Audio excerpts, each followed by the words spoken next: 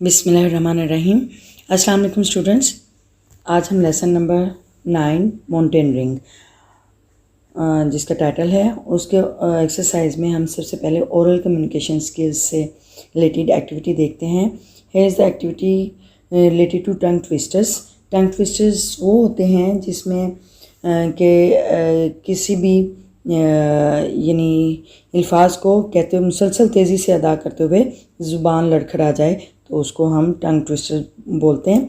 और tongue twister जिस तरह उर्दू लैंग्वेज में हम अक्सर जब वो छोटे होते थे तो हम ये अक्सर हम टंग ट्विस्टर रिपीट किया करते थे कि चंदू की चाची ने चांदनी रात में चांदनी चौक में चांदी के चम्मच से चटनी चटाई।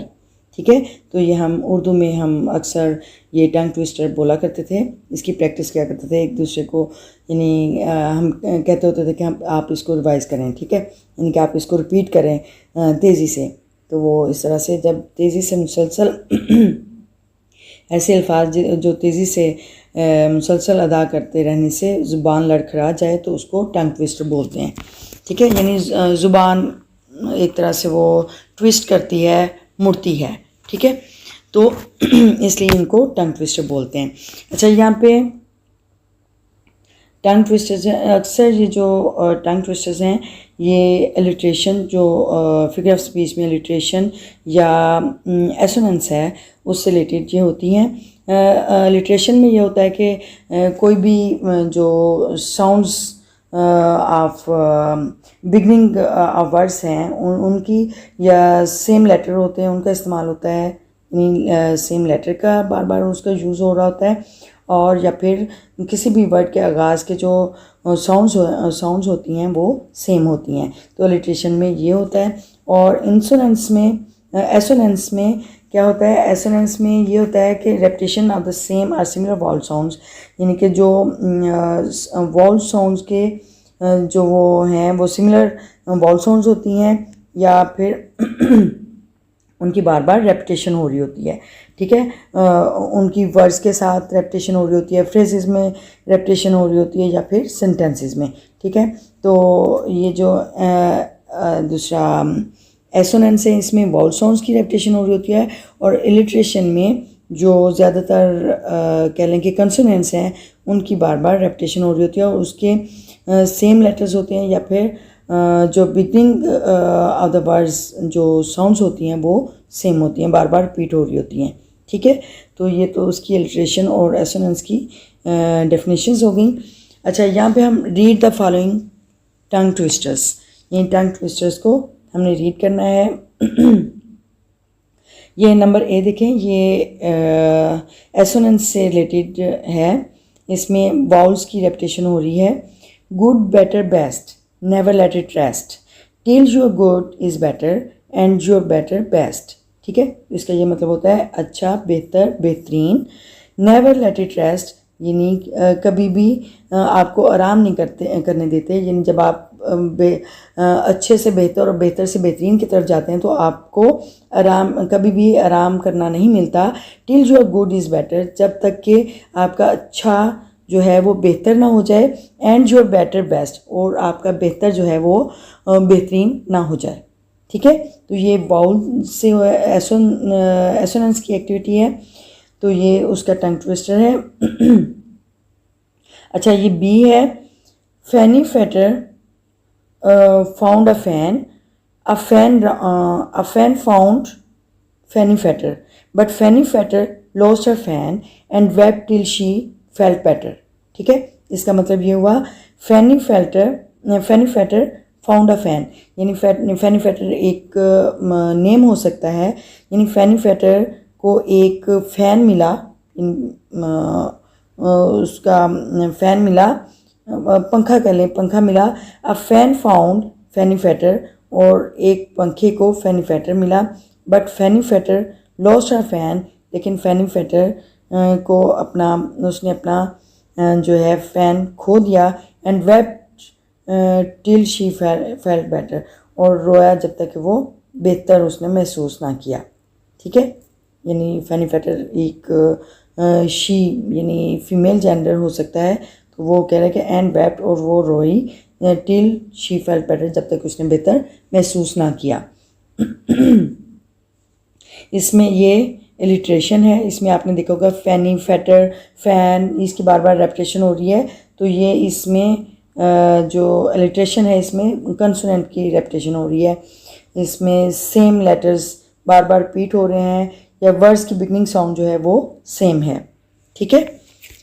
अच्छा, नेक्स्ट सी पार्ट है, how many cans can a canner can, if a canner can cans, a canner can, as many cans as a canners can, if a canner can cans। ठीक है। तो ये इसमें एसोनेंस है, इसमें walls की repetition हो रही है, ए की साउंड आ रही है, यानी लॉन्ग वॉल साउंड है, और ये बार बार वॉल की रेपिटेशन हो रही है, तो ये एसोनेंस है। ठीक है। हाउ मैनी कैन्स यानी कितने कैन्स हो सकते हैं, कैन अ कैनर कैन यानी कैनर में एक कैन कितने हो सकते हैं, it's a canner it if a canner, अगर एक कैनर में कैन्स, अगर कैन्स हो सकते हैं, अ कैनर कैन एक कैनर कैन हो सकता है, एज मैनी कैन्स जितने के कैन्स हो सकते हैं, एज अ कैनर कैन जैसे कि कैनर कैन यानी जैसे कि कैनर हो सकते हैं, इफ़ अ कैनर कैन अगर एक कैनर हो सकता है, कैन अगर एक कैनर कैन्स हो सकता है। ठीक है। तो ये एक वर्ड की रेपिटेशन है, ये भी एक बड़ी मज़े की टंग ट्विस्टर है, और ये आप इसकी प्रैक्टिस करेंगे तो आपकी एक तरह से जो फ्लुएंसी है स्पीकिंग स्किल में वो आपकी बेहतर होगी। और इसको बार बार रिपीट करें अपने फ्रेंड्स के साथ या अपने फैमिली मेम्बर के साथ, अपने यानी सबलिंग के साथ आप इसकी रेपिटेशन कर सकते हैं, और you can enjoy by repetition of that tongue twister. Okay, तो नेक्स्ट देखते हैं।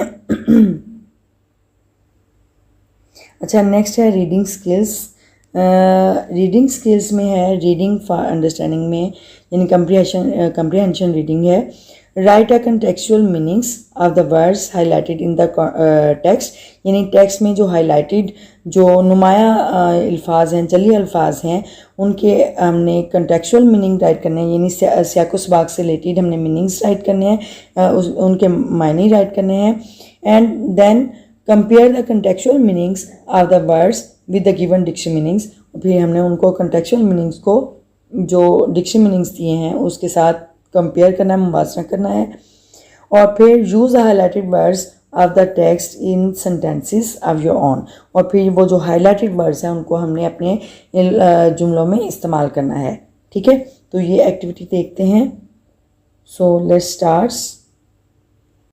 Yes, here are contextual meanings of the words, highlighted words in the text and their sentences also. अच्छा, first word is fascinated. Fascinated mean गर्विदा होना, दिल लुभाना।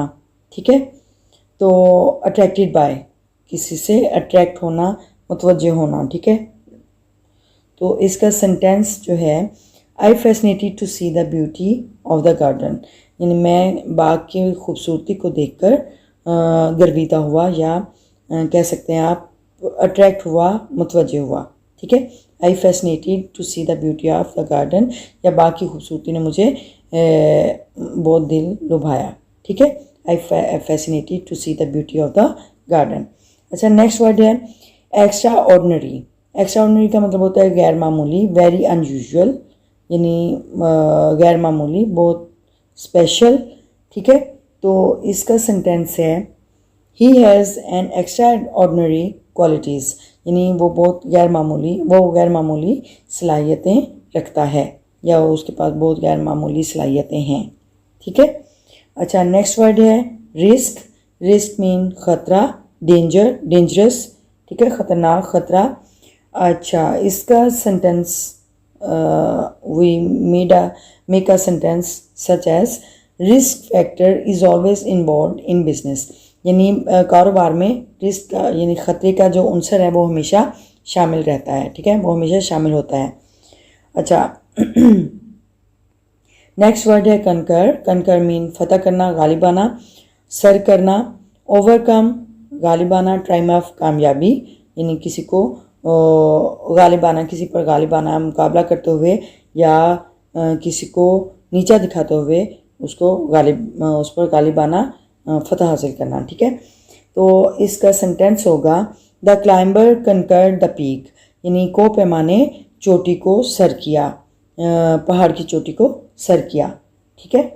अच्छा next word है struggle. Struggle mean कोशिश करना, जिदोजहद करना, स्ट्रीनियस एफर्ट यानी बहुत ज़्यादा कोशिश करना, जिदोजहद करना। वर्ड है स्ट्रीनियस एफर्ट यानी बहुत ज़्यादा कोशिश करना, जिदोजहद करना। इसका सेंटेंस है he struggled hard to achieve the goal, उसने मंजिल हासिल करने के लिए, मकसद हासिल करने के लिए बहुत ज़्यादा मेहनत की, ठीक है। अच्छा नेक्स्ट वर्ड है लेजिस। लेजिस मीन किनारे, thin flat area which is outside of the mountain and the any building, outside the any building, ठीक है, यानी किसी इमारत या पहाड़ से बाहर निकला हुआ नुकीला चपटा हिस्सा, उसको हम लेजिस बोलते हैं, किनारे बोलते हैं। प्रोजेक्टिंग रिज ऑन माउंटेन्स यानी पहाड़ों पर एक नुकीला उभरा हुआ हिस्सा, ठीक है। This sentence is there are dangerous ledges on the mountains, यानी पहाड़ पर बहुत ख़तरनाक किनारे हैं, ठीक है, यानी पहाड़ से बहुत ख़तरनाक किनारे निकले हैं या बहुत ख़तरनाक किनारे हैं, ठीक है। अच्छा नेक्स्ट वर्ड है वैल्यूएबल। वैल्यूएबल मीन बहुत कीमती, बहुत इम्पोर्टेंट, बहुत अहम, इम्पोर्टेंट, अहम, बहुत कीमती, प्रीशियस, ठीक है। और इसका सेंटेंस होगा save valuable lives by following the traffic rules, यानी ट्रैफिक कवानीन पर अमल करते हुए कीमती जानों को बचाएं, यानी कीमती जानों को बचाना चाहिए ट्रैफिक कवानीन पर अमल करते हुए, ठीक है। तो इसका वैल्यूएबल का ये सेंटेंस हुआ। सिकमस्टांसिस। सिकमस्टांसिस हालात, कंडीशन और सिचुएशन यानी हालात का मीनिंग में ही आता है। और इसका सेंटेंस होगा but for the circumstances of his death, यानी उसकी मौत के क्या हालात थे, यानी उसकी मौत की क्या वजूहात थी या उसकी क्या हालात थे, ठीक है, क्या हालत थी, क्या सिचुएशन थी, क्या कंडीशन थी, ठीक है। तो ये उसका सेंटेंस हुआ। नेक्स्ट है आर्टिफिशियल। आर्टिफिशियल मीन मसनूई, नॉट नेचुरल यानी अननेचुरल, यानी उसके उल्ट होगा आर्टिफिशियल के, यानी एक तरह से कह लें कि फेक कह सकते हैं, अनरियल यानी गैर हकीकी या अननेचुरल गैर कुदरती, ठीक है, उसको आर्टिफिशियल के अपोजिट के वो कॉन्ट्रेक्चुअल मीनिंग में लेंगे। अच्छा there is artificial snowfall in winter land in Karachi, यानी कराची में विंटर लैंड जो एक कह लें एक रिक्रिएशन स्पॉट है, वहाँ पे मसनूई बर्फबारी होती है, ठीक है। विंटर लैंड जो है वो एक रिक्रिएशन स्पॉट है, यानी एक तफरीह मकाम है, तो वहाँ पे जो आर्टिफिशियल स्नोफॉल होती है, ठीक है। नेक्स्ट वर्ड है अनप्रिडिक्टेबल। अनप्रिडिक्टेबल गैर मुतवक्के, यानी अनएक्सपेक्टेड या कह सकते हैं गैर यकीनी सूरत हाल, गैर मुतवक्के यानी जिसकी तवक्को ना हो, ठीक है। तो weather is unpredictable on the top of the mountain, यानी पहाड़ की चोटी पर मौसम जो है वो गैर मुतवक्के होता है। अच्छा नेक्स्ट वर्ड है फ्रॉस्ट बाइट। फ्रॉस्ट बाइट का मतलब होता है यानी किसी भी destruction of tissues by freezing, यानी कोल्ड वेदर में usually tissues are damaged because of freezing the body part, ठीक है, यानी कोई भी बॉडी पार्ट जो है वो बॉडी पार्ट वो फ्रीजिंग क्वालिटी से वो डिस्ट्रॉय हो सकता है, उसके टिश्यूज़ जो हैं वो डिस्ट्रॉय हो सकते हैं। तो इसको सरमजद की भी बोलते हैं, पाले की मार, ठंड की मार उसको भी बोल सकते हैं फ्रॉस्ट बाइट को। और इसका सेंटेंस होगा, in winter seasons people suffer frost bite in northern areas of Pakistan. यानी सर्दियों के मौसम में या मौसम सरमा में लोग पाकिस्तान के शुमाली इलाकाजात में अक्सर फ्रॉस्ट बाइट का शिकार होते हैं। ठीक है। अच्छा, नेक्स्ट है विल पावर। विल पावर कुदरती कुव्वत इरादी को बोलते हैं। ठीक है। इसका कंटेक्चुअल मीनिंग डिटर्मिनेशन, यानी कुव्वत इरादी, और इसका डिटर्मिनेशन पक्का इरादा, पुख्ता इरादा। ठीक है, कुव्वत इरादी। अच्छा, with a strong will power you can give up your habit of smoking, यानी मजबूत कुव्वत इरादी के साथ आप सिगरेट नोशी की आदत को छोड़ सकते हैं या उसका तदारुक कर सकते हैं। ठीक है। नेक्स्ट है फेयरलेसली। फेयरलेसली मीन बिला खौफ, न डर होकर, बहादुरी से, बिला खौफ, विदाउट फेयर, बगैर खौफ के। ठीक है। तो इसका सेंटेंस होगा, he has great courage and face a problems fearlessly, यानी वो बहुत हौसले से और न डर होकर या बगैर किसी खौफ के मसाइल का सामना कर रहा है। ठीक है, या करता है। सही है। अच्छा, ये हमारे पास कंटेक्चुअल मीनिंग्स और उसके सेंटेंसेस हमने राइट किए। नेक्स्ट हम देखते हैं, नेक्स्ट क्या एक्टिविटी है रीडिंग स्किल्स में। सो let's start. Yes, here is the B part of reading skills. Comprehension questions. What is mountain climbing called? यानी पहाड़ों पर चढ़ने को क्या कहते हैं। क्वेश्चन नंबर 2 है, which is the highest peak of the world, यानी दुनिया की दूसरी बुलंद तरीन चोटी कौन सी है। नो बुलंद तरीन, हाईएस्ट पीक बुलंद तरीन चोटी कौन सी है। इन विच ईयर, किस साल में, was Mount Everest conquered, Mount Everest को सर किया गया था फॉर द फर्स्ट टाइम, पहली मरतबा, एंड बाय होम, और किन की तरफ से। यानी पहली मरतबा माउंट एवरेस्ट को किस साल में सर किया गया और किसने सर किया इसे, किसने इसे सर किया। अच्छा, क्वेश्चन नंबर 4 है, is the mountaining a risky sport, how, क्या माउंटेनिंग जो है, कोपेमाई जो है, वो एक ख़तरनाक खेल है और कैसे। ठीक है। अच्छा, क्वेश्चन नंबर 5 है, which problems must a mountaineer have to face, यानी एक कोपेमा कौन से मसाइल का सामना कर सकता है या उसे कौन से मसाइल का सामना हो सकता है, इसका आंसर देंगे। अच्छा, क्वेश्चन नंबर 6 है, describe the qualities a mountaineer must possess, यानी जो कोपेमा को कौन सी कोपेमा की वो खसूसियात बयान करें जो उसे लाजमी तौर पर रखनी चाहिए, जो वो उसके पास लाजमी तौर पर होनी चाहिए। ठीक है। To answer these questions, so let's start. Yes, here are questions answers, and this is a part B of reading skills. And here's the question number 1, what is mountain climbing called, यानी पहाड़ों पर चढ़ने को क्या कहा जाता है। Mountain climbing is called mountaineering, यानी पहाड़ों पर चढ़ने को कोपेमाई कहा जाता है। माउंटेनिंग का मतलब होता है कोपेमाई, यानी पहाड़ों पर चढ़ने को कोपेमाई कहा जाता है। अच्छा, नेक्स्ट है question number 2 is, which is the highest peak of the world, यानी दुनिया की सबसे बुलंद तरीन चोटी कौन सी है। To answer this question is, Mount Everest is the highest peak of the world, यानी माउंट एवरेस्ट जो है वो दुनिया की बुलंद तरीन चोटी है। अच्छा, क्वेश्चन नंबर 3 है, in which year was Mount Everest conquered for the first time and by whom, यानी पहली मरतबा किस साल में माउंट एवरेस्ट को सर किया गया और किसने सर किया। ठीक है। To answer this question is, Mount Everest was conquered for the first time by Tenzing Norgay and sir Edmund Hillary. ठीक है, यानी माउंट एवरेस्ट को पहली मरतबा तेंजिंग नॉर्गे और सर एडमंड हिलरी ने सर किया था। ठीक है। अच्छा, is the mountaineering a risky sport, how.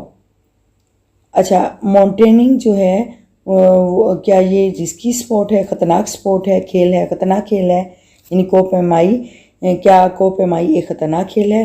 How, कैसे, ठीक है। अगर यस तो कैसे। Yes, mountaineering is a risky sport. जी हाँ, माउंटेनिंग कोपेमाई एक ख़तरनाक खेल है बिकॉज ऑफ अनप्रडिक्टेबल वेदर, यानी गैर मुतवक्की मौसम की वजह से, स्नो फॉलिंग, बर्फबारी एंड फास्ट विंड्स और तेज़ हवाओं की वजह से ये एक ख़तरनाक मौसम है, ठीक है। यानी ये जो मौसमों की शिद्दत होती है, गैर मुतवक्की जो मौसम होता है उसकी वजह से और बर्फबारी और तेज़ हवाओं की वजह से ये स्पोर्ट जो है वो एक ख़तरनाक खेल है, ठीक है। अच्छा, क्वेश्चन नंबर 5 है, which problems might a mountaineer have to face, यानी एक माउंटेनियर को, एक कोपेमा को कौन से मसाइल का सामना हो सकता है। To answer this question is, a mountaineer might have to face many problems such as bad weather, lack of oxygen, sudden storms and fast winds, ठीक है। एक कोपेमा को बहुत से मसाइल का सामना हो सकता है, जैसे कि ख़राब मौसम, ऑक्सीजन की कमी और अचानक से तूफ़ान आना और तेज़ हवाएं, इसके बहुत से मसाइल का सामना हो सकता है। क्वेश्चन नंबर 6 है, describe the qualities a mountaineer must possess, यानी एक कोपेमा के पास कौन सी सलाहियतें हैं जो उसके पास लाजमी होनी चाहिए, वो बयान करें।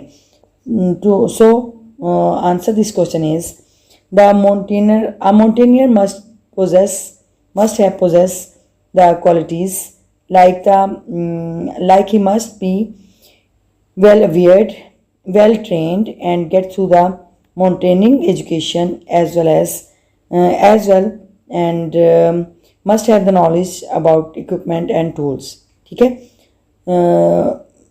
इसका ऐसे होगा कि अ माउंटेनियर मस्ट पोजेस, यानी एक कोपेमा को लाजमी तौर पर रखना चाहिए या मालूम होना चाहिए द क्वालिटीज़, ये सलाहियतें रखनी होनी चाहिए, सलाहियतें होनी चाहिए लाइक जैसे कि he must be well train, उसे मुकम्मल तौर पर उसे अच्छे से तरबियत याफ्ता होना चाहिए, लाजमी तौर पर तरबियत याफ्ता होना चाहिए and get through the mountaineering education, और उसे कोपेमाई की तालीम का मुकम्मल अबूर होना चाहिए एज वेल भी, यानी कोपेमाई की तालीम से भी मुकम्मल अबूर होना चाहिए and must have the knowledge, और इल्म होना चाहिए about the equipment and tools, जो उसके आलात हैं, जो हथियार हैं, जो साजो सामान है, उसको मुकम्मल नॉलेज होनी चाहिए, इंफॉर्मेशन होनी चाहिए, ठीक है। तो ये हमारा जो कंप्रीहेंड क्वेश्चंस हैं वो हमारा कंप्लीट हुआ, और हमारा आज हमने ओरल कम्युनिकेशंस और रीडिंग स्किल्स से रिलेटेड एक्टिविटीज़ हमने की हैं, और इंशाल्लाह we will do the vocabulary and grammar part tomorrow इंशाल्लाह, and from this video, if you have learned something useful from this video, please like, comment and share the video and support my channel. And if you are the new one on this channel, please subscribe my channel, and remember to subscribe, press the bell icon button so that you receive the new notification of new lesson, and remembers me in your prayer. Stay blessed always, and okay, see you soon in the next video. Till then, bye bye. Allah Hafiz. Bismillahirrahmanirrahim. Assalamu alaikum students. Some network issue, I have not uploaded the video, so I apologize from you. And here is again the lesson number 9, mountaineering. This is the exercise of lesson number 9, unit number 9, and we were doing the exercise section 2, vocabulary and grammar, and here is the part A. Write the synonym and antonym of the words highlighted in the text of the mountaineering.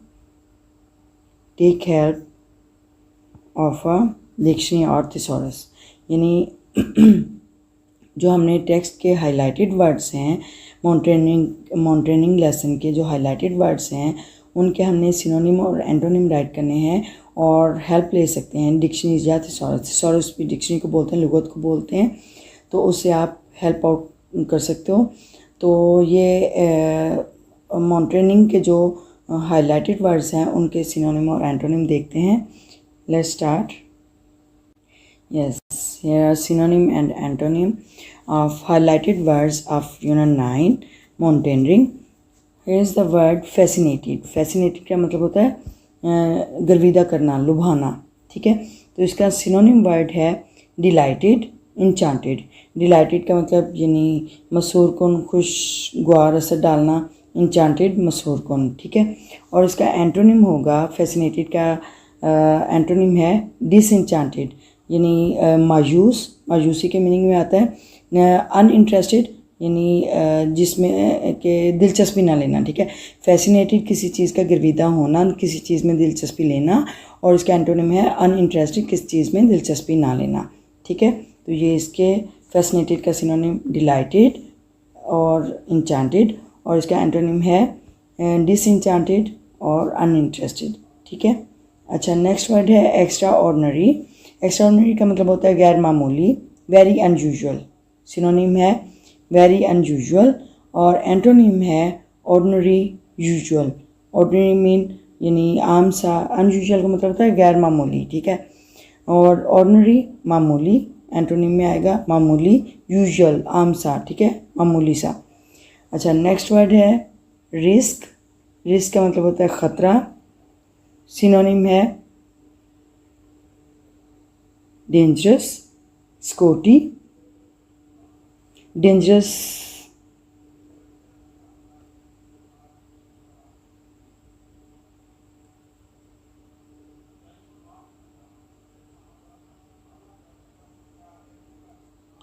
Dangerous mean ख़तरनाक, और safety, security इसके opposite के तौर पर इस्तेमाल हुए हैं antonym के तौर पर।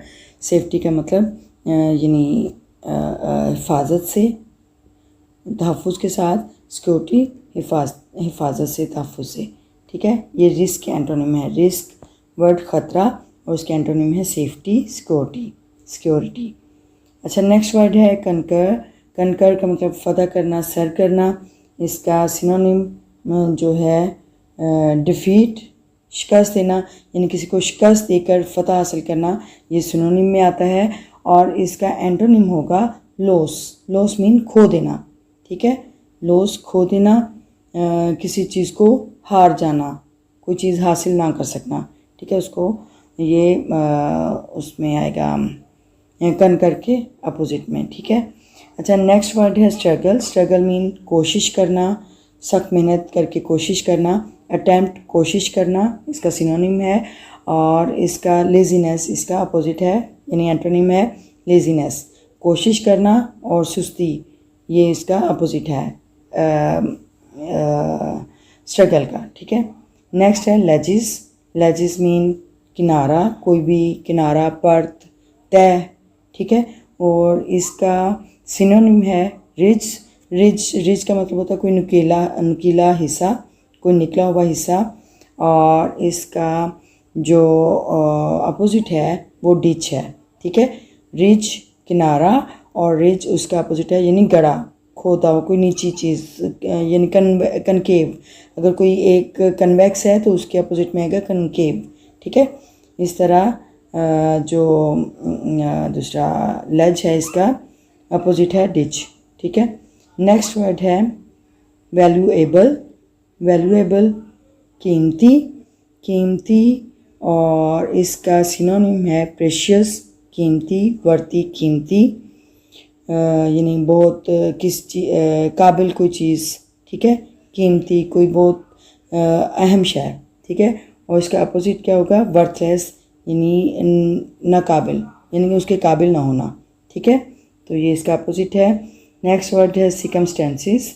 सिकमस्टेंसेस हालात, कंडीशन, सिचुएशन, इसका सिनोनिम है। और इसका अपोजिट के तौर पर इन अपॉर्चुनिटीनेस, यानी इन अपॉर्चुनिटी का मतलब होता है मौके, कोई मौका हासिल करना, इन अपॉर्चुनिटीनेस यानी कोई मौका हासिल ना होना, कोई बगैर मौके के, बगैर सिकमस्टेंसेस का अपोजिट होगा इन अपॉर्चुनिटीनेस यानी बगैर मौके, कोई मौका हासिल ना होना, ठीक है।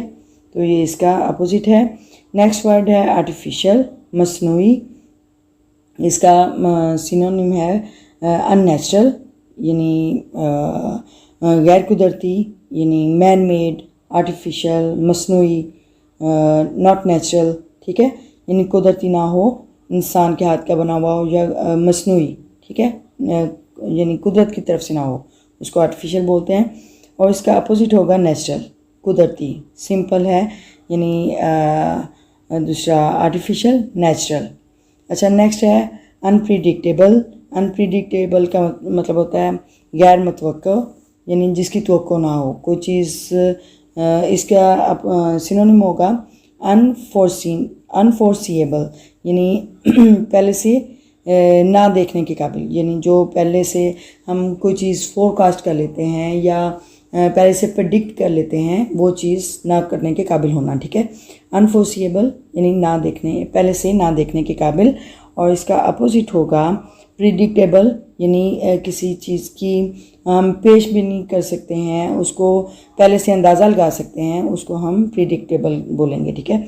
तो ये अनप्रिडिक्टेबल का अपोजिट है प्रिडिक्टेबल, ठीक है। नेक्स्ट वर्ड है हमारे पास फ्रॉस्ट बाइट। फ्रॉस्ट बाइट बोलते हैं अमूमन जो विंटर सीज़न में जब बहुत ज़्यादा ठंड होती है, बहुत ज़्यादा कह लें कि बहुत ज़्यादा सर्दी होती है, तो उसमें जो फ्रॉस्ट बाइट एक कह लें कि समझत के एक जिसमें जो बॉडी के टिश्यूज़ हैं वो ठंड की वजह से, चिलनेस की वजह से वो डैमेज हो सकते हैं, और आपके वो जो बॉडी पार्ट है वो उसमें नमनेस आ सकती है, यानी वो सुन्न हो सकते हैं, बेहिस हो सकते हैं। तो फ्रॉस्ट बाइट का जो अपोजिट जो सिनोनिम है वो है चिल, स्नो। चिल का मतलब होता है बहुत ठंडा, स्नो बहुत ठंडा, और नेक्स्ट है हीट, वार्मथ, यानी बहुत यानी गर्मी, और यानी गर्मी के मीनिंग में आता है गर्म, ठीक है। फ्रॉस्ट बाइट का अपोजिट है हीट, वार्मथ। अच्छा, नेक्स्ट है विल पावर। विल पावर का मतलब होता है कुव्वत इरादी, determination, strength of will. Determination इरादे की पुख्तगी को ज़ाहिर करता है, ये उसका सिनोनिम है विल पावर का। और स्ट्रेंथ ऑफ विल यानी इरादे की कुव्वत, इरादे की ताकत, ठीक है, विल पावर का ये सिनोनिम है। और इसका अपोजिट होगा फ्लेक्सिबिलिटी, यानी किसी चीज़ में लचक दिखाना, यानी इरादा जो है वो मजबूत ना होना, लचक दिखाना। और आइडलनेस यानी निकम्मापन, वीकनेस, कमज़ोरी, ठीक है। तो ये तीनों जो हैं ये इसके विल पावर के अपोजिट होंगे, यानी एंटोनिम के तौर पे इस्तेमाल होंगे। अच्छा, नेक्स्ट वर्ड है फियरलेसली, न डर, बेखौफ होकर, बिला खौफ। इसका सिनोनिम होगा कर्जियसली, यानी बहुत हौसले के साथ, कर्जियसली, और बिला खौफ होकर, हौसले के साथ, बहादुरी से, दिलेराना तरीके से। और इसका अपोजिट होगा फेयरफुली, फेयरलेसली, फेयरफुली, ठीक है, यानी खौफ से भरा हुआ, खौफजदा होना, ठीक है। तो ये हमारे पास सिनोनिम और एंटोनिम हो गए, यानी जो लेसन माउंटेनिंग के हाईलाइटेड वर्ड्स थे उसके हमने सिनोनिम और एंटोनिम हमने वो राइट किए हैं, ठीक है। नेक्स्ट देखते हैं। Yes, here is the part B, noun phrase and noun clause. Vocabulary grammar का पार्ट बी है। अच्छा, नाउन फ्रेज और नाउन क्लॉज क्या होते हैं? नाउन फ्रेज में a phrase that acts like a noun in the sentence is called a noun phrase, यानी sentence में जो नाउन की मीनिंग दे, फ्रेज जिसमें सब्जेक्ट और प्रेडिकेट नहीं होता, ठीक है, जिसमें यानी कि वो फ्रेज जो है वो नाउन की तरह काम करे, उसको नाउन फ्रेज बोलते हैं, ठीक है। और नाउन क्लॉज क्या होती है? It is a group of words which contains a subject and predicate of its own and does the work of noun, ठीक है। यानी ये अल्फाज का मजमू होता है जिसमें सब्जेक्ट और प्रेडिकेट होता है, जिसका अपना प्रेडिकेट होता है। प्रेडिकेट में वर्ब और डायरेक्ट ऑब्जेक्ट होता है, डायरेक्ट भी और इनडायरेक्ट भी ऑब्जेक्ट हो सकता है, ठीक है। और वो एक नाउन की तरह काम करे तो उसको नाउन क्लॉज बोलते हैं, ठीक है। नाउन क्लॉज की ये पहचान है। पहले हम ये नाउन फ्रेज देख लेते हैं। दे परचेज्ड अ ब्यूटीफुल विला, वो सबसे पहले ये नाउन फ्रेज देखते हैं।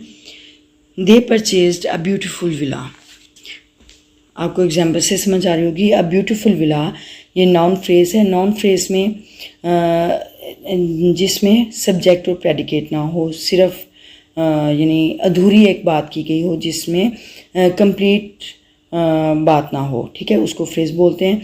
और इसमें a beautiful villa, beautiful adjective है और विला नाउन है, ठीक है। और एडजेक्टिव भी नाउन को ही डिफाइन करते हैं, ठीक है। एडजेक्टिव नाउन को ही बयान कर रहे होते हैं। तो ये अ ब्यूटीफुल विला एक नाउन फ्रेज है। और जहाँ पे भी आपको नाउन के साथ एडजेक्टिव अगर कोई फ्रेज ऐसी मिलती है तो वो नाउन फ्रेज होगी। और इसी तरह ये सेकंड एग्जांपल है। She bought a decent black dress, यानी decent black dress adjective, decent black एक एडजेक्टिव है, यानी उसका वो कलर बयान किया गया है। उसका ड्रेस नाउन है और उसका जो उसकी सिफ्त है वो यानी ब्लैक, काला, ब्लैक कलर का, काले रंग का लिबास, ठीक है। तो ये नाउन फ्रेज है। तो जहाँ पे एडजेक्टिव भी नाउन को बयान कर रहे होते हैं, जहाँ पे एडजेक्टिव वो नाउन होंगे वो नाउन फ्रेज होगी, ठीक है। तो ये नाउन फ्रेज तो बिल्कुल क्लियर समझ आ गई।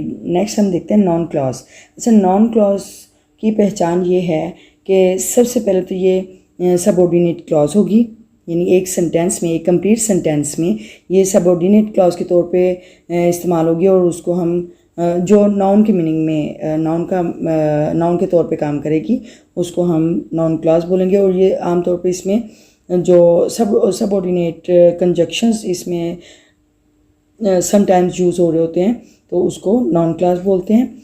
अच्छा, इसमें ज़्यादातर अगर ये नाउन क्लॉज में क्वेश्चनिंग वर्ड्स हैं तो उसका आंसर अगर हु, होम, हुज में अगर आ रहा है उसके आंसर में तो वो फिर नाउन क्लॉज होगी, ठीक है। सबसे पहली पहचान ये है कि ये सबऑर्डिनेट क्लास में होगी, कंप्लीट सेंटेंस में ये सबऑर्डिनेट क्लास होगी। और दूसरा इसमें ये सबऑर्डिनेट कंजक्शन के साथ ये कनेक्टेड होगी। और इसमें ये जो है इसमें सब्जेक्ट और प्रेडिकेट होंगे और वो जो प्रेडिकेट है उसमें वर्ब और डायरेक्ट ऑब्जेक्ट या इनडायरेक्ट ऑब्जेक्ट हो सकता है और वो नाउन का मीनिंग यानी नाउन का काम दे रही होगी, ठीक है।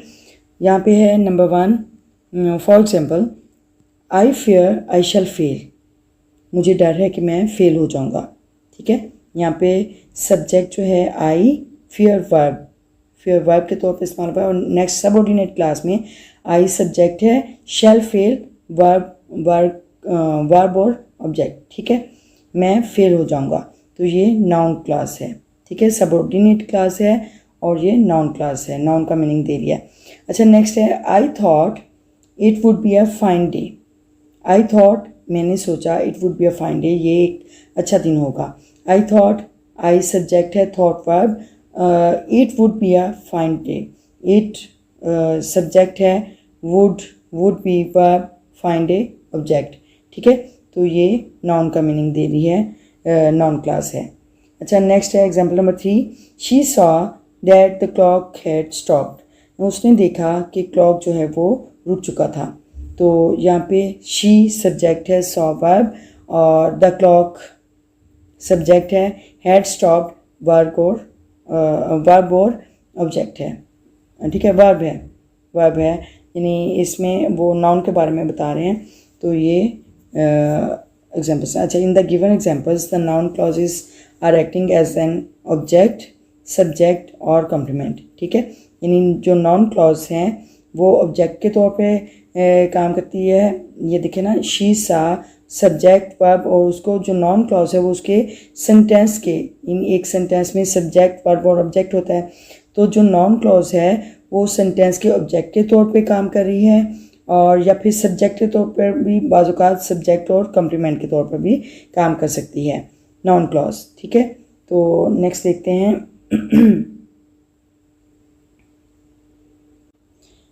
Is activity identify the noun clause और noun phrase in the given sentences. ये कुछ सेंटेंसेस हैं, उनमें से हमने नाउन क्लॉज और नाउन फ्रेजेस को आइडेंटिफाई करना है।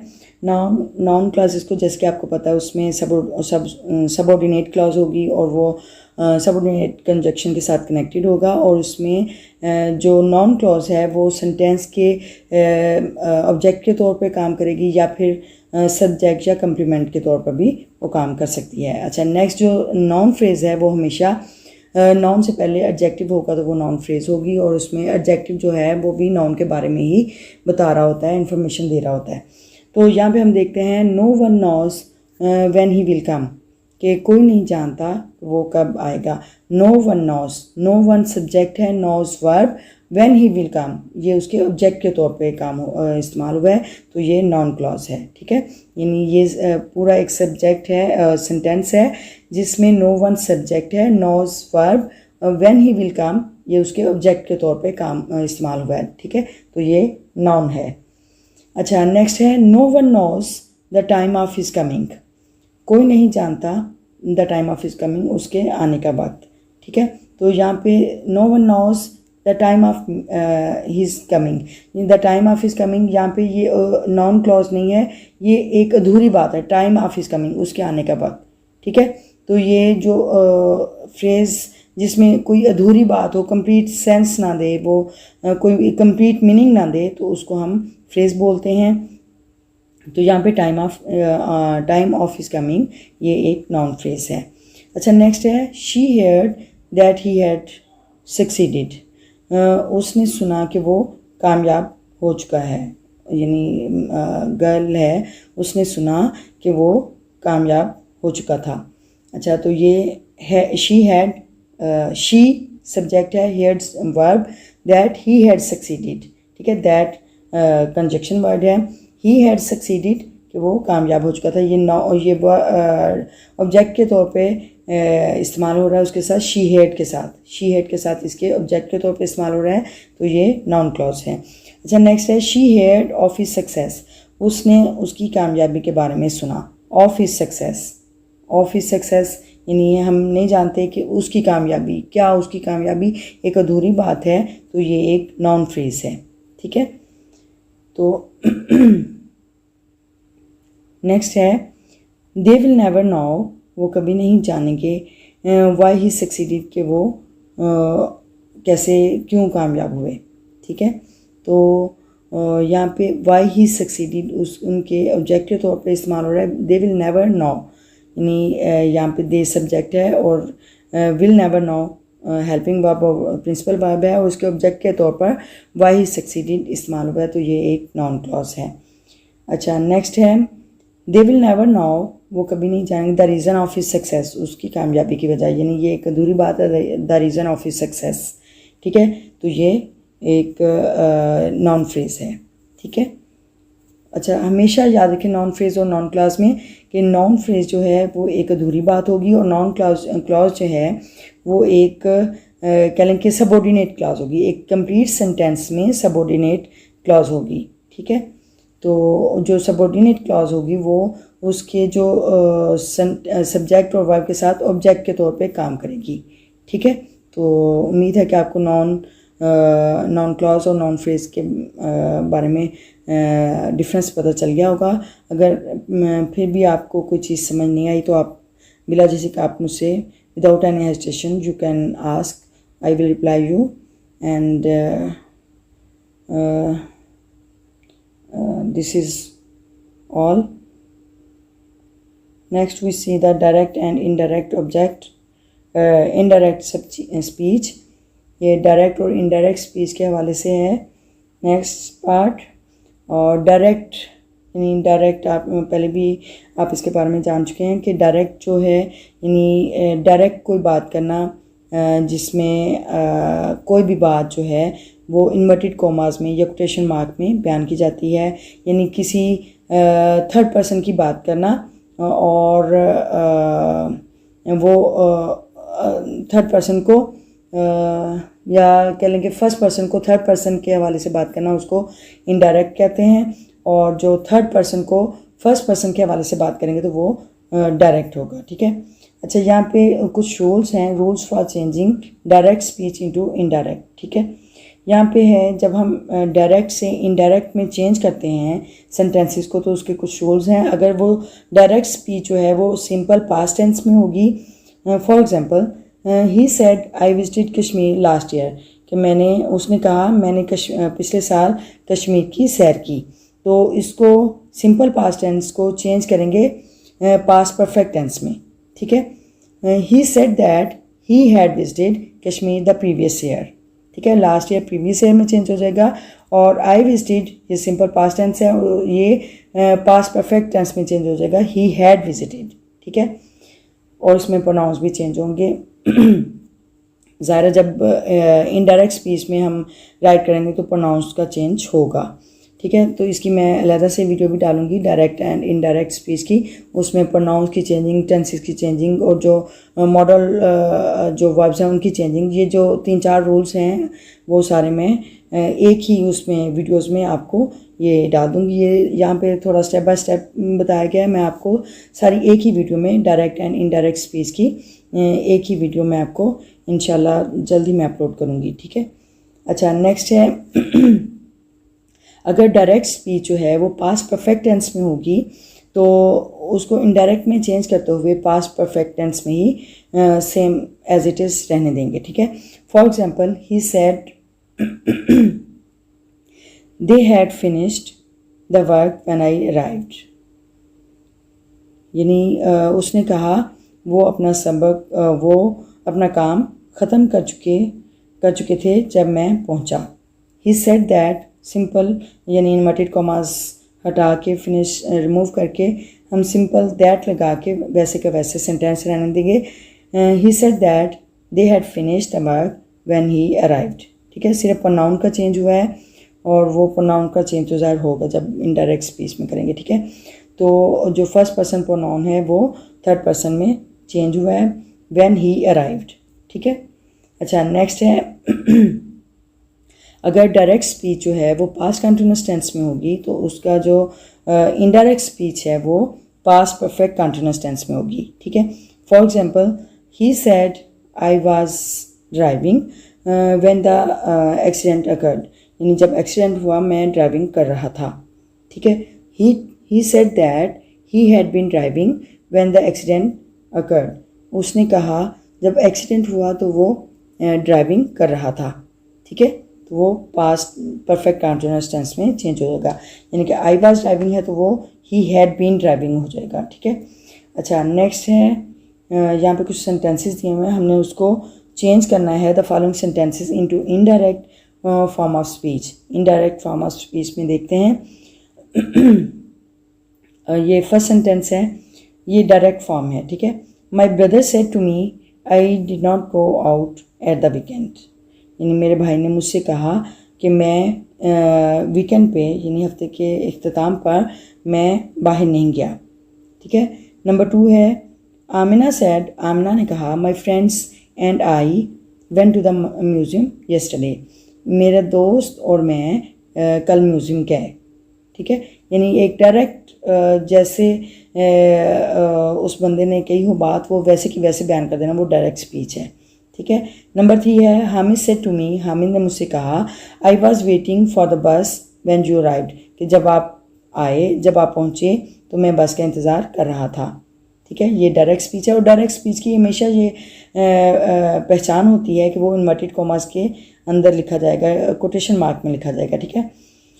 अच्छा, नंबर 4 है आई सेड टू हर, मैंने उससे कहा no did not go there, कि नो वहाँ पे नहीं गई। ठीक है, तो ये डायरेक्ट स्पीच है इन्वर्टेड कॉमास के अंदर, और दूसरा सेम उसकी ऐसी बात बताई जैसे उसने कही। अच्छा, नंबर 5 है फातिमा सेड, फातिमा ने कहा आई वाज गोइंग होम, कि मैं घर जा रही थी, तो ये भी डायरेक्ट स्पीच है। नेक्स्ट है यू सेड टू मी, उसने मुझे कहा you had changed your mind, कि आपने अपना माइंडसेट या कह लें कि दिमाग को, जहन को चेंज कर लिया था या चेंज कर चुके थे। ठीक है, तो अब हम इसके इनडायरेक्ट सेंटेंसेस देखते हैं। Let's start. यस, यहाँ पे डायरेक्ट स्पीच और इनडायरेक्ट स्पीच, डायरेक्ट को इनडायरेक्ट में चेंज किया है। यहाँ पे फर्स्ट है, my brother said to me I did not go out at the weekend. यानी मेरे भाई ने मुझसे कहा कि मैं हफ्ते के इख्तिताम पर मैं बाहर नहीं गया। इसको चेंज करेंगे इनडायरेक्ट स्पीच में। ये सिंपल पास्ट टेंस है तो इसको पास्ट परफेक्ट टेंस में चेंज करेंगे। ठीक है, जो रूल था इसका इनडायरेक्ट में चेंज करने का उसको फॉलो करेंगे। माई ब्रदर टोल्ड मी, मेरे भाई ने मुझे बताया, या ऐसे भी हो सकता है my brother said to me. ठीक है, ऐसे भी कह सकते हैं, या फिर my brother told me that के साथ करेंगे इनडायरेक्ट को। He had not gone out at the weekend. ठीक है, आई डिड नॉट गो को he had not gone out. ठीक है, तो प्रोनाउन को चेंज किया है। जो फर्स्ट पर्सन प्रोनाउन है थर्ड पर्सन में चेंज करते हैं, तो यहाँ पे ही had not gone out at the weekend. ठीक है, अच्छा नंबर 2 है, Amina said my friends and I went to the museum yesterday. अच्छा, यहाँ पे सिंपल पास्ट टेंस है, इसको भी पास्ट परफेक्ट टेंस में चेंज करेंगे। आमना ने कहा मेरे दोस्त और मैं कल म्यूजियम गए। Amna said that her friends, यानी फर्स्ट पर्सन प्रोनाउन को थर्ड पर्सन में चेंज करेंगे। Her friends and she had gone to museum the previous day, यानी येस्टरडे को प्रीवियस डे में चेंज करते हैं, ये रूल है। और हैड गोन, यानी सिंपल पास्ट टेंस को हमने पास्ट परफेक्ट में चेंज किया। ठीक है, नंबर 3 है, Hamid said to me, Hamid ने मुझसे कहा, I was waiting for the bus when you arrived, जब आप पहुँचे तो मैं बस का इंतज़ार कर रहा था।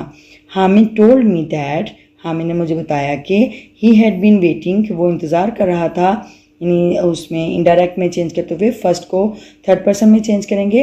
For the bus when I had arrived. ठीक है, यहाँ पे जो सेकंड पर्सन है उसको फर्स्ट पर्सन में चेंज करेंगे।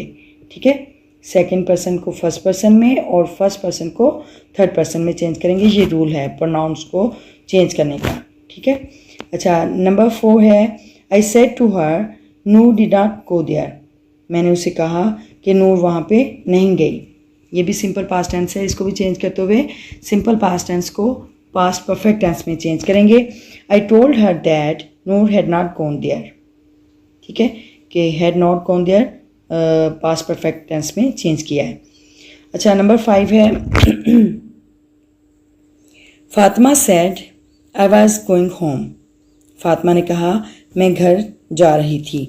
ये पास्ट कंटिन्यूअस टेंस है, वाज गोइंग। ठीक है, पास्ट कंटिन्यूअस टेंस है, तो इसके साथ हम इसको जब चेंज करेंगे इनडायरेक्ट में तो वो पास्ट परफेक्ट कंटिन्यूअस टेंस होगा। ठीक है, Fatima said that she had been going there, had been. ठीक है, वाज गोइंग की जगह हैड बीन गोइंग होम। ठीक है, तो पास्ट परफेक्ट टेंस को पास्ट कंटिन्यूअस टेंस को पास्ट परफेक्ट कंटिन्यूअस टेंस में चेंज करेंगे। अच्छा नेक्स्ट है number 6, you said to me, आपने मुझसे कहा या आपने मुझसे कहा, you had change your mind, आप अपना जहन चेंज कर चुके थे, बदल चुके थे। यू टोल्ड मी दैट, आपने मुझे बताया कि I had changed my mind, कि मैंने अपना जहन चेंज कर लिया था। यानी यहाँ पे you had changed past perfect tense है, तो उसको जब हम इनडायरेक्ट में चेंज करेंगे तो वो भी पास्ट परफेक्ट, यानी पास्ट परफेक्ट टेंस वो टेंस है जो जिसमें कोई चेंजिंग नहीं होती। ठीक है, डायरेक्ट और इनडायरेक्ट में चेंज करते हुए उसमें कोई चेंज नहीं होगा। You told me that I had changed my mind, सिर्फ प्रोनाउंस का चेंज होगा, यानी जो सेकंड पर्सन है वो फर्स्ट पर्सन में चेंज होगा और बाकी टेंसेस की चेंज नहीं होगी। ठीक है, तो ये हमारे जो कह लें कि डायरेक्ट एंड इनडायरेक्ट सेंटेंसेस ये एक्टिविटी कंप्लीट हुई। अगर आपको इसके बारे में कोई डाउट है तो आप मुझसे पूछ सकते हैं, कमेंट बॉक्स में आप मुझसे क्वेश्चनिंग कर सकते हैं एंड इंशाल्लाह I will reply you. Okay, next देखते हैं क्या एक्टिविटी है। यस, यहाँ पे वोकैबुलरी एंड ग्रामर का पार्ट डी है proofread the passage then rewrite it. Proofread का मतलब होता है कि दोबारा से पढ़िए अच्छी तरह से, अगर उसमें गलतियां हैं, मिस्टेक्स हैं, तो आप उसको, प्रूफ रीड का मतलब ही ये होता है कि दोबारा से जो अपनी टेक्स्ट है, जो तहरीर लिखी है, उसको दोबारा से रीड करना, इस तौर पर रीड करना कि उसमें से जो मिस्टेक्स हैं उनको दोबारा से दुरुस्त करके लिखना, उसको प्रूफ रीड बोलते हैं। ठीक है, तो यानी गलतियों से पैसेज को या तहरीर को, टेक्स्ट को हमने प्रूफ रीड करना होता है, उसको मिस्टेक्स उसकी ठीक करनी होती हैं। ठीक है, तो हम यहाँ पे प्रूफ रीड करते हैं पैसेज को। Here is the once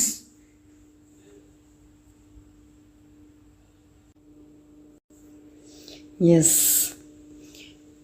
once का ओ कैपिटल होगा। ठीक है, यानी वंस के बाद कॉमा लगेगा। वंस का मतलब होता है एक दफ़ा का जिक्र है, एक दफ़ा, वंस एक दफ़ा। द मोस्ट चैलेंजिंग असाइनमेंट, बहुत मुश्किल कह लें, मुश्किल काम, असाइनमेंट के स्पेलिंग चेंज हैं यहाँ पे, तो वो जी मिसिंग है, तो हमने ठीक करके लिखा है असाइनमेंट, यहाँ पे स्पेलिंग की मिस्टेक है। असाइनमेंट वॉज, यानी वर्ब की जगह हमने वॉज लगाया। असाइनमेंट वॉज सिंगुलर नाउन है, तो was to conquer the highest peak of the world Mount Everest. Peak चोटी को बोलते हैं, यहाँ पे पीक PEE के पीक झांकना, यहाँ पे पीक चोटी को बोलते हैं, तो हमने यहाँ पे चोटी लिखना है, हाईएस्ट पीक PEA के पीक, यानी स्पेलिंग मिस्टेक थी, तो हमने उसको ठीक किया। Of the world Mount Everest यानी ये प्रॉपर नाउन है, माउंट एवरेस्ट प्रॉपर नाउन है, तो उसको हम प्रॉपर नाउन को हमेशा कैपिटल लेटर से राइट करते हैं। ठीक है, तो माउंट एवरेस्ट को हमने कैपिटल लेटर से राइट किया, और यहाँ पे हमारा सेंटेंस कंप्लीट हो गया और हमने फुल स्टॉप लगाया। नेक्स्ट है दिस ड्रीम। नेक्स्ट सेंटेंस जब शुरू करेंगे, स्टार्ट करेंगे, तो उसका जो फर्स्ट लेटर है वो कैपिटल होगा। दिस ड्रीम वाज कम्स कोई वो, यानी ये मिस्टेक है, ग्रामेटिकल मिस्टेक है, टेंस की मिस्टेक है, तो यहाँ पे केम आएगा। ठीक है, and this dream came into reality के स्पेलिंग रॉन्ग है, सॉरी मैं यहाँ पे वो राइट करना भूल गई। रियलिटी REALITY, ठीक है, TI की जगह Y आएगा। ठीक है, reality into reality by Tenzing, reality came into reality, यानी आई की जगह वाई लगाएंगे, came into reality by Tenzing Norgay. अच्छा, यहाँ पे जो नेम होता है उसका फर्स्ट लेटर कंप्लीट वो कैपिटल में राइट करते हैं, तो यहाँ पे स्मॉल में है, तो हम इसको ठीक करेंगे। टेंजिंग नॉर्गे का N कैपिटल राइट करेंगे, टेंजिंग का T कैपिटल राइट करेंगे। And sir Edmund Hillary, sir का S कैपिटल राइट करेंगे, और एडमंड हिलरी का E और H कैपिटल राइट करेंगे। ठीक है, नेम का पहला लेटर हमेशा जहाँ पे भी मर्जी आ जाए वो कैपिटल राइट करते हैं। अच्छा, इन 1953 हमारा सेंटेंस कंप्लीट हुआ, यानी ये ख्वाब 1953 में टेंजिंग नॉर्गे और सर एडमंड हिलरी ने इसको हकीकत में चेंज किया, इस ख्वाब को हकीकत में बदला। ठीक है, तो ये हमारा सेंटेंस कंप्लीट हुआ और हमने फुल स्टॉप लगाया। नेक्स्ट है द इंटायर वर्ड, यानी नेक्स्ट सेंटेंस जब हम राइट करेंगे तो उसका पहला लेटर कैपिटल में राइट करेंगे। द का TH कैपिटल राइट करेंगे, T कैपिटल में होगा। The entire world admired this great task, यानी सारी, यानी पूरी दुनिया ने इस काम को, अजीम काम को सराहा, तारीफ़ की। ठीक है, तो यहाँ पे हमारा सेंटेंस कंप्लीट हुआ, तो हमने फुल स्टॉप लगाया। फुल स्टॉप के बाद नेक्स्ट सेंटेंस है इट हैज़ बीन। इट का आई जो है वो कैपिटल से स्टार्ट करेंगे। It has been a regular feature के स्पेल गलत हैं, यहाँ पे रॉन्ग हैं, तो उसको सही करके लिखेंगे FEATURE, फीचर यानी कोई खूबी, कोई खसूसियत। ठीक है, it has been a regular feature for the climber of the world since then. ठीक है, सिंस के स्पेलिंग रॉन्ग हैं। सिंस देन उस वक्त से को पैमा की ये एक बाकायदा खूबी रही है एंड मैनी पीपल, और बहुत से लोग have been also tried, have been के साथ आल्सो ट्राइंग, ठीक है, also trying to climb Mount Everest, ठीक है। माउंट यानी प्रॉपर नाउन है तो उसको माउंट का एम कैपिटल राइट करेंगे, ठीक है। तो ये हमारा जो सेंटेंस है हमने प्रूफ रीड करके उसको दोबारा से हमने उसकी जो मिस्टेक्स हैं वो ठीक की हैं। तो जो मिस्टेक्स ठीक करके हम लिखते हैं उसको हम प्रूफ रीड कहते हैं। प्रूफ रीड करना यानी कि अपनी गलतियों को ठीक करना और दोबारा से उसको गलतियों की दुरुस्तगी करके उसको दोबारा से पैराग्राफ को दोबारा से लिखना, उसको हम प्रूफ रीडिंग बोलते हैं, ठीक है। तो ये वोकैबुलरी एंड ग्रामर का पार्ट कंप्लीट हुआ और इंशाल्लाह we will do the writing skills part of lesson number 9 tomorrow inshallah. And if you have learned something useful from this video, please like, comment and share the video, and subscribe my channel. If you are the new one on this channel, please subscribe my channel and support my channel, and don't forget to press the bell icon button so that you see the new notification of new lesson. Okay, remember means your prayer. Stay blessed always and be happy. See you soon in the next video. Till then, Allah Hafiz. Bismillahirrahmanirrahim. Assalamu alaikum students. Today we will do the exercise of unit number 9, mountaineering, which is related to writing skills. And here's the writing skill is about the sensory language. अच्छा, sensory language क्या होती है? Sensory language are the words or phrases that connect to the five senses, ठीक है। यानी sensory language में ऐसे word या phrases या जुमले होते हैं जो कि जो हवासे खमसा से रिलेटेड होते हैं, कनेक्टेड होते हैं, उनका ताल्लुक होता है। और ये such words have to describe what you see, hear, smell, touch और टेस्ट। यानी आप जो देखते हैं, सुनते हैं, छूते हैं या चखते हैं, उससे मुतल्लिक होते हैं। सेंसरी लैंग्वेज में जो हवास खमसा से रिलेटेड जो हवास काम करते हैं उनसे रिलेटेड ये अल्फाज या जुमले होते हैं, ठीक है। अच्छा, read the following words related to sensory language and write them in their relevant box. यानी ये जो डिफरेंट कलर बॉक्स में वर्ड्स हैं सेंसरी लैंग्वेज से रिलेटेड, उनको रीड करना है, उसको रेलिवेंट बॉक्स में राइट करना है। रेलिवेंट बॉक्स में जैसे कि ये सीइंग सेंस है और हेयरिंग में है या स्मेलिंग में या टच, ये टेस्ट में या टच में, ठीक है। इन जो जिस सेंस से रिलेटेड ये वर्ड होगा वो उसमें हमें राइट करना है, ठीक है। अच्छा, यहाँ पे फर्स्ट वर्ड है rumble. Rumble mean make a low noise, ठीक है। यानी शोर करना, लेकिन आहिस्ता आवाज़ में शोर करना, यानी गड़गड़ करना, यानी गड़गड़ाहट के साथ या गर्ज के साथ, लेकिन स्लो वॉइस में वो शोर करते जाना, ठीक है। Continuously making a low noise, ठीक है। अच्छा, नेक्स्ट वर्ड है डिम। डिम का मतलब होता है तारीक, धीमा, यानी सुनने में हेयरिंग सेंस में भी आ सकता है और ये टेस्ट में भी आ सकता है, ठीक है। तो नेक्स्ट वर्ड है डार्क। डार्क का मतलब होता है अंधेरा, तारीक। अच्छा, नेक्स्ट है लाउड। लाउड का मतलब होता है ऊंची आवाज़ से, बुलंद आवाज़ से। और नेक्स्ट है ड्राई। ड्राई मीन खुश्क, मोइस्ट मीन नमी वाला। स्वीटी मीन मीठा। बम्पी नाहमवार या उछालने वाली, ठीक है, नाहमवार। स्क्रैचिंग खुरचना, नोचना। डस्टी गर्दो गुबार वाला। रफ खुरदरा, नाहमवार। शार्प तेज, नुकीला। स्मोकी धुएं वाला, यानी ये टेस्ट में भी आ सकता है और स्मेल में भी आ सकता है। अच्छा, स्टील बासी।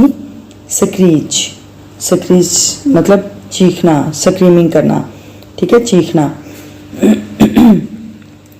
फायरी, फायरी मीन आग वाला या कह लें कि गर्म, बहुत गर्म।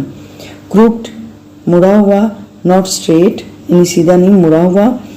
रोर, रोर मीन गरजना यानी दहाड़ना, जिस तरह कहते हैं रोर लाइक अ लाइन, जिस तरह शेर दहाड़ता है वैसे रोर, दहाड़ना। रा, रा मीन कच्ची सब्जियां, खाम, कोई चीज़ खाम, कोई चीज़ कच्ची यानी अभी वो फुल ग्रूम ना हो तो उसको हम रॉ बोलते हैं, ठीक है। अच्छा, स्टिंकी, स्मेली यानी स्मेल वाला, बदबू वाला। क्राउडेड, पुरहजूम। डेजर्टेड, उजाड़, बियाबान। ब्यूटीफुल, खूबसूरत। साल्टी, नमक वाला, ठीक है, यानी नमकीन। अच्छा, ये जो वर्ड्स हैं हमने जो रिलेटेड जो सेंसेस हैं उनमें हमने ये राइट करने हैं।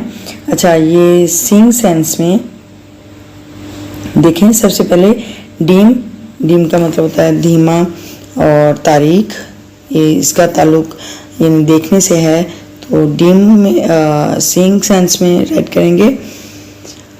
डीम, डार्क, अंधेरा। क्राउडेड, पुरहजूम, ये भी ज़्यादा देखते हैं तो हमें पता चलता है। ब्यूटीफुल, खूबसूरत। डेजर्टेड यानी उजाड़, बियाबान। क्रूक्ड, मुड़ा हुआ। नॉट स्ट्रेट यानी सीधा नहीं। डस्टी, गर्दो गुबार वाला, ठीक है। तो ये इन चीज़ों को हम देखते हैं तो फिर हमें पता चलता है, यानी हम सेंस करते हैं कि ये चीज़ें कैसी हैं, डार्क हैं या लाइट हैं, ये कैसी हैं। तो इससे हमें यानी ये सीइंग सेंस से इनका कनेक्शन है, तो उसमें हमने राइट किया है। अच्छा, नेक्स्ट है हेयरिंग सेंस। हेयरिंग सेंस में रंबल, रंबल मीन बुड़बुड़ाना, गड़गड़ाना। तो ये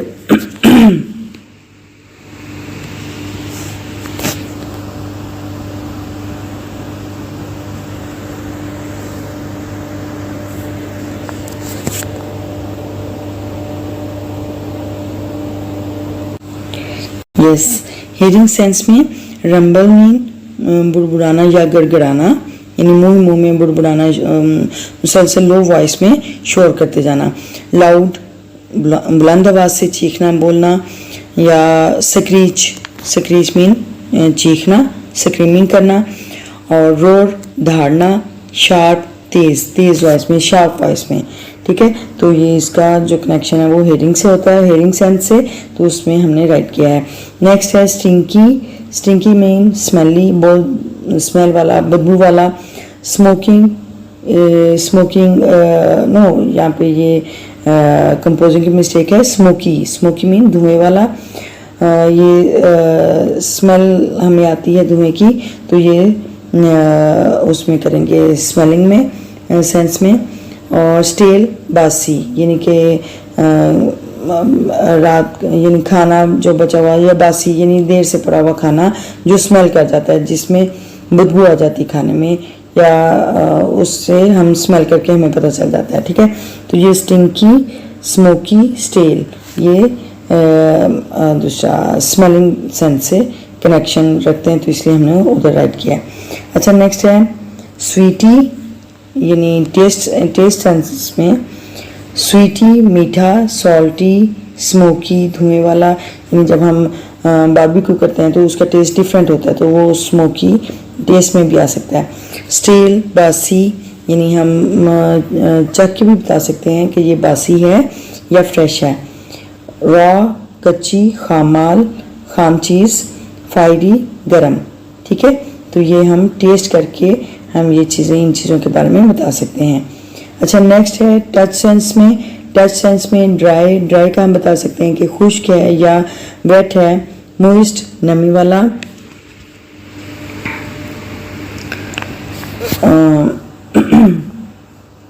नमी वाला, मोइस्ट, नमी वाला। डस्टी, गर्दो गुबार वाला, यानी हम किसी चीज़ पे अगर वो डस्ट है तो हम उसको टच करके बता सकते हैं कि ये डस्टी है। रफ, रफ मीन खुरदरा। शार्प, शार्प नुकीला, यानी किसी चीज़ की वो कह लें कि उसकी जो है उभरा कोई चीज़ उभरी हुई हो ना तो हम टच करके बता सकते हैं कि ये शार्प है, शार्प एंड्स रखता है, ठीक है। फायरी, फायरी मीन यानी बहुत गर्म, ये भी हम टच करके बता सकते हैं। और टेस्ट से भी पता चलता है और टच में भी पता चलता है। तो जो कॉमन है, कॉमन वर्ड्स हैं वो हमने वो मुख्तलिफ सेंसेस में राइट किए हैं। अच्छा, नेक्स्ट है स्क्रैचिंग। स्क्रैचिंग मीन खुरचना, नोचना, तो ये भी टच सेंस से होगा। और नेक्स्ट है बम्पी। बम्पी मीन नाहमवार, उभरा हुआ, या कह लें उछालने वाला, ठीक है। तो इसको भी हम टच सेंस से सेंस कर सकते हैं, फील कर सकते हैं, ठीक है। तो ये हमारे जो सेंसरी लैंग्वेज से जो रिलेटेड वर्ड्स थे उनको हमने प्रॉपर जो उसकी सेंस थी उसमें हमने राइट किया है। नेक्स्ट देखते हैं। Yes, here are part B of writing skill. Write a descriptive essay on dangerous sports. यानी डेंजरस स्पोर्ट्स के बारे में डिस्क्रिप्टिव ऐसे राइट करना है, यानी एक बयानिया जो मजमून है उसके बारे में हमने बयान करना है। और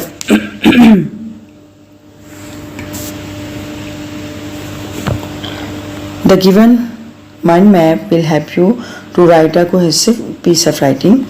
यानी जो माइंड मैप दिया गया है इसकी मदद से हम एक कह लें कि फिजियोबली या वजाहत वाला एक राइटिंग का शाहकार हम राइट कर सकते हैं।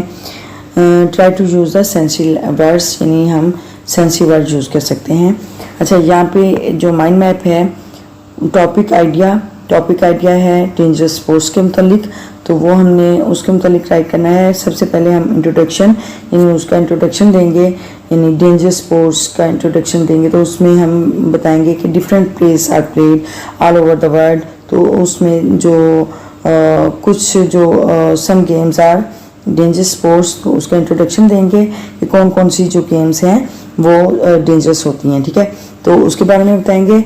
नेक्स्ट है पैराग्राफ नंबर 1, यानी आइडिया, जो फर्स्ट आइडिया वो क्या होगा, यानी उसमें हम रीज़न बताएंगे कि जो गेम्स खेली जाती हैं, डिफरेंट गेम जो डेंजरस गेम्स हैं या स्पोर्ट्स हैं, उनके रीज़न्स क्या हैं, यानी जो वाई पीपल लाइक दैम, ठीक है। तो उसके रीज़न्स हम फाइंड करेंगे। नेक्स्ट पैराग्राफ नंबर 2 में आइडिया है प्रॉब्लम्स, यानी उसके प्रॉब्लम्स और डिफ़िकल्टीज़ क्या हैं, यानी जो डेंजरस स्पोर्ट्स हैं उनकी क्या मुश्किलात हो सकती हैं, ठीक है। What problems people are faced in dangerous sports, ठीक है। यानी डेंजरस स्पोर्ट्स में, ख़तरनाक खेलों में लोग क्या मुश्किलात या मुसीबतें फेस करते हैं। अच्छा, ये नीचे स्पोर्टिंग डिटेल दी हुई है। ये स्पोर्टिंग डिटेल जो है वो पैराग्राफ को जो उसका टॉपिक सेंटेंस है उसको असिस्ट करेगी।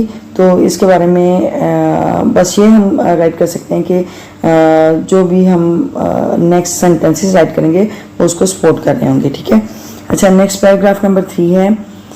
पैराग्राफ नंबर 3 में आइडिया क्या होगा, टेम्पटेशंस, यानी उसमें हम कह सकते हैं कि उसमें क्या चीज़ें हैं जो डेंजरस स्पोर्ट्स में विच थिंग्स इनसाइड दैम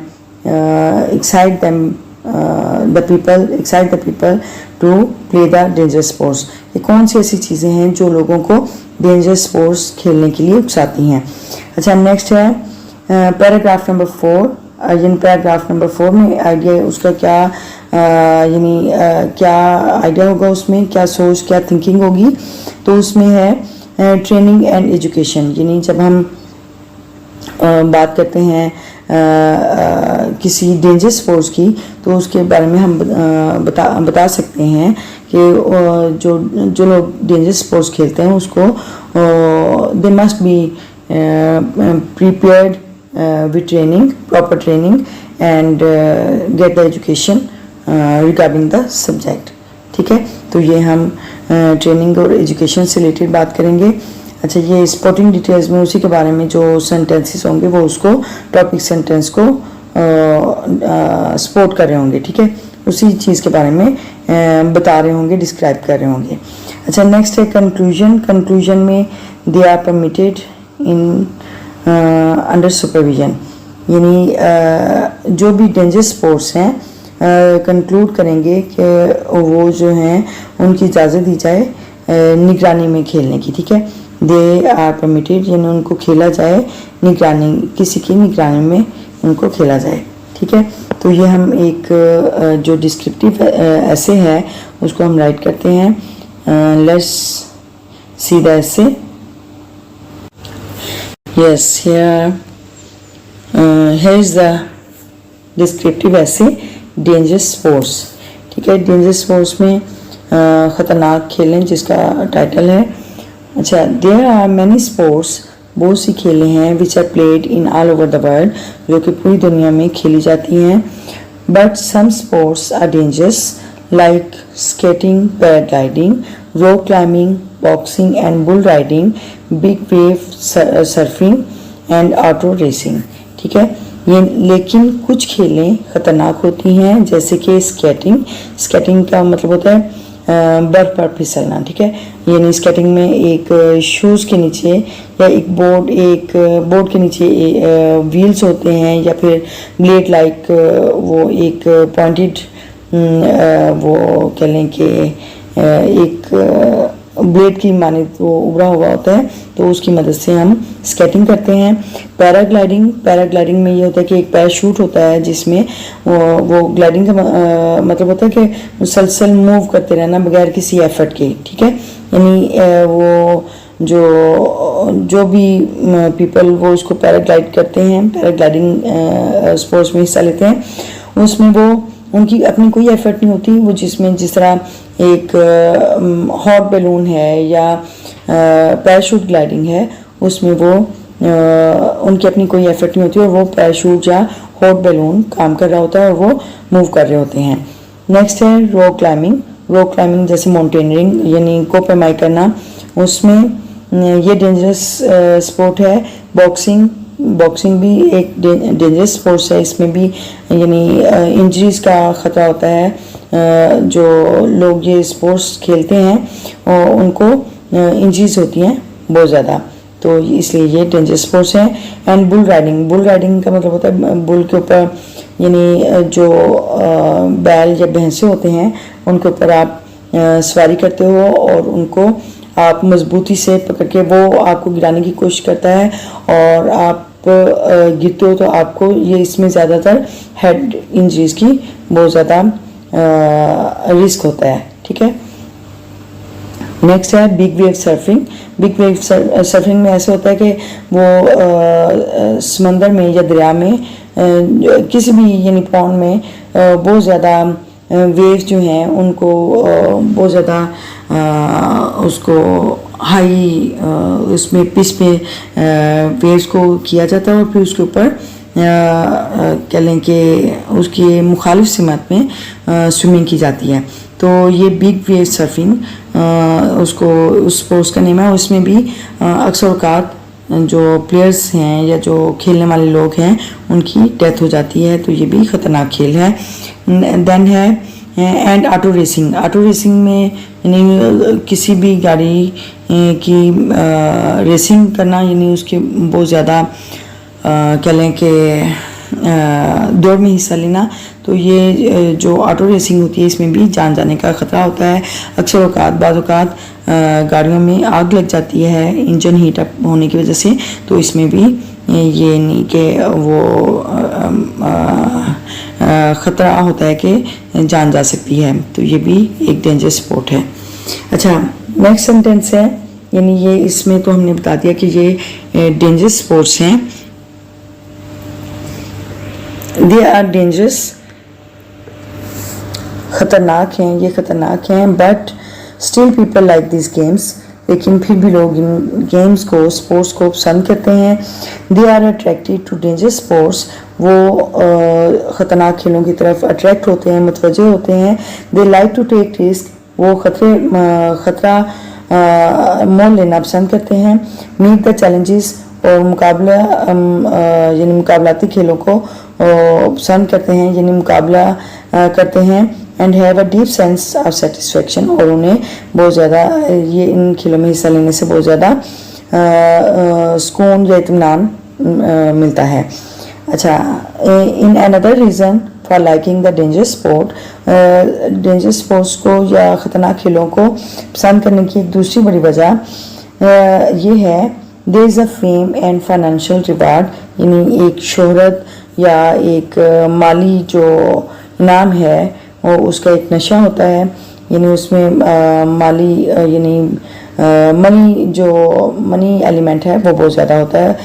और डेंजरस जो स्पोर्ट्स होती हैं वो उसमें बहुत ज़्यादा मनी होती है। और ये जो अपनी इक्विपमेंट या टूल्स स्पॉन्सर कर रहे होते हैं उसकी प्रमोशन के लिए वो बहुत ज़्यादा कह लें कि स्पॉन्सर करते हैं और वो उन्हें रिवार्ड देते हैं फाइनेंशली प्लेयर्स को, ठीक है। तो वो अपनी चीज़ों की प्रमोशन के लिए बहुत ज़्यादा फाइनेंशियल सपोर्ट करते हैं उन खिलाड़ियों को। अच्छा, नेक्स्ट है दे पार्टिसिपेट इन सच गेम्स, वो इस तरह की गेम्स में हिस्सा लेते हैं बिकॉज क्योंकि they want to remain in headlines, वो सुर्खियों में रहना चाहते हैं ऑन इंटरनेट पर एंड टीवी न्यूज़ और टीवी की खबरों में, यानी टीवी और इंटरनेट की खबरों में हेडलाइंस में रहना चाहते हैं, यानी नुमाया सुर्खियों में रहना चाहते हैं, इसलिए वो नुमाया तौर पर नुमाया रहना चाहते हैं, इसलिए वो इस तरह की खेलों में हिस्सा लेते हैं।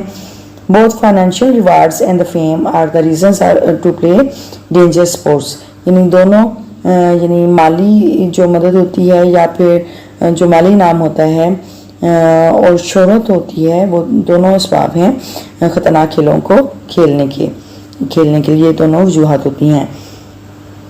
They should follow rules and regulations of the games, जो डेंजरस स्पोर्ट्स खेल रहे होते हैं, ख़तरनाक खेल रहे होते हैं, उन्हें उन गेम्स के रूल्स एंड रेगुलेशंस को यानी उनके सुलो ज़वाबत या क़वाइद ज़वाबत उनको फॉलो करना चाहिए। Precautionary measures should be adopted, और एहतियाती तदाबीर इख्तियार करनी चाहिए वाइल प्लेइंग सच डेंजरस स्पोर्ट्स, इस तरह की खेलने के दौरान, यानी ख़तरनाक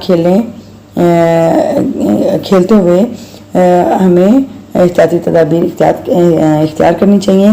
they must have proper equipment and tools regarding sport, और उन्हें खेल से मुतल्लिका मुनासिब साजो सामान या आलात का इस्तेमाल करना चाहिए। दे मस्ट बी ट्रेंड, उन्हें लाजमी तौर पर ट्रेनिंग हासिल करनी चाहिए, तरबियत लेनी चाहिए एंड वेल एजुकेटेड, और तालीम हासिल करनी चाहिए रिलेटेड टू द स्पोर्ट्स, उस खेल के मुतल्लिक, सो दैट ताकि they can overcome the difficulties and problems, ताकि वो जो उस खेल से मुतल्लिक जो मुश्किलात या मुसीबतें हैं, मसाइब हैं, उन पे काबू पा सकें। They should have the knowledge, उनके पास इतना इल्म होना चाहिए to handle the equipment and tools, के वो साज सामान या आलात को हैंडल कर सकें, काबू कर सकें या उनका इस्तेमाल कर सकें। फॉर एग्जांपल, मिसाल के तौर पर अ माउंटेनियर फेसिस मैनी हार्डशिप्स, एक कोपैमा बहुत सी मुश्किलात का सामना करता है।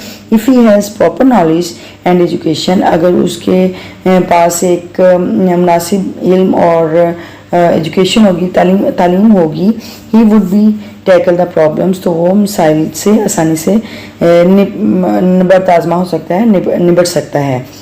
सो इन कंक्लूजन, नतीजे के तौर पर या नतीजा अक्स करते हुए इट कैन बी सेड, ये कहा जा सकता है दैट गेटिंग एजुकेशन, के तालीम हासिल करते हुए रिगार्डिंग द स्पोर्ट्स, उस खेल के मुतालिक तालीम हासिल करते हुए, and the equipment and tools are necessary, और साजो सामान और आलात लाजमी हैं, ज़रूरी हैं फॉर डेंजरस स्पोर्ट्स, ख़तरनाक खेलों के लिए, ठीक है। यानी ख़तरनाक खेलों के लिए साजो सामान और आलात और उस खेल की तालीम या इल्म हासिल करना बहुत ज़रूरी है, ठीक है। तो ये हमने जो सेल्फ राइटिंग का एक डिस्क्रिप्टिव ऐसे डेंजरस स्पोर्ट्स से रिलेटेड हमने ये राइट किया है। तो नेक्स्ट देखते हैं क्या एक्टिविटी है। यस, राइटिंग स्किल में part C proofreading and editing के बारे में है। रिव्यू का मतलब होता है एक तरह से जायज़ा लेना, ठीक है, सरसरी सा जायज़ा लेना। Swipe your notebook with your पीर, यानी अपनी नोटबुक को एक सच से जायज़ा लें उसका। Then proofread and edit the written composition to make error free, यानी फिर आप जो आपका जो आपने कंपोजिशन किया है, कंपोज किया है, उसको आपने प्रूफ रीड करना है, उसको एरर फ्री करना है, यानी गलतियों से पाक करना है। तो जो हमने ऐसे राइट किया है ये उसी के बारे में है।